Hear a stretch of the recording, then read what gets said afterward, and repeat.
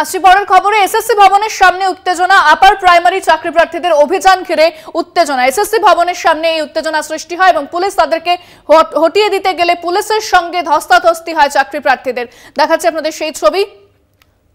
সল্টলেকের করুণাময়ীতে ধুন্ধুমার, পুলিশের সঙ্গে চাকরি প্রার্থীদের ধস্তাধস্তি, তাদেরকে সরাতে গেলে পুলিশের সঙ্গে ধস্তাধস্তি। সল্টলেকের করুণাময়ীতে ধুন্ধুমার।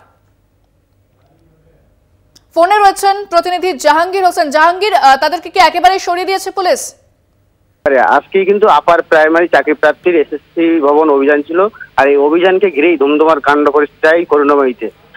পুলিশের পক্ষ থেকে সামনে ব্যারিকেড দিয়ে ঘিরে দেওয়া হয় এবং আপার প্রাইমারি চাকরিরা তারা কিন্তু এসএসসি ভবনের অভিযানের দিকে এগোচ্ছিলেন, আর সেখানে তাদেরকে আটকে দেওয়া হয় এবং আটকে দেওয়ার সাথে সাথে সেখানে ধুমধুমার পরিস্থিতি একেবারে হাতাহাতি শুরু হয়ে যায়, ধস্তাধস্তি শুরু হয়ে যায়। তারপরেই কিন্তু কয়েকজন চাকরি প্রার্থীকে তারা পুলিশের পক্ষ থেকে টানে একেবারে টেনে হেঁচড়ে গাড়িতে তুলে নিয়ে ওখান থেকে সরিয়ে নিয়ে যাওয়া হয়। তো তারপরে বিশাল পুলিশ এসে কিন্তু গোটা রাস্তাটাকে সরিয়ে দিয়ে তারপর রাস্তা নিয়ন্ত্রণে আনে। এখনো পর্যন্ত যথেষ্ট রাস্তা পরিষ্কার পরিচ্ছন্ন, আপাতত এলাকা শান্ত। জাহাঙ্গীর, চাকরি প্রার্থীদের কি প্রতিক্রিয়া, কি বলেন তারা? তাদের যেটা কয়েকটা দাবির মধ্যে অন্যতম দুটি যে দাবি, যে 2016 সালে আপার প্রাইমারি নিয়োগের 1452 জন চাকরি প্রার্থী চাকরি দেওয়া ও সুনিশ্চিত করতে হবে, এরকম একটা দাবি। আর দুই, লক্ষ্মী পুজো কালী পুজোর মাঝে সেকেন্ড ও থার্ড লিস্ট সম্পন্ন করতে হবে।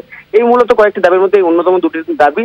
এই দাবিগুলো নিয়েই তারা কিন্তু এবং এসএসসি ভবনে যারা আধিকারিক তাদের সাথে কথা বলতে চাইছিলেন এবং একাধিক দাবি নিয়ে তারা কিন্তু আজকেই এসএসসি ভবনে যাওয়ার উদ্দেশ্যে রওনা দিচ্ছিলেন। পরিস্থিতি স্বাভাবিক?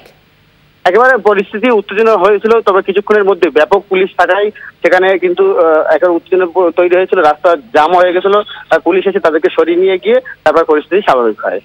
ধন্যবাদ জাহাঙ্গীর।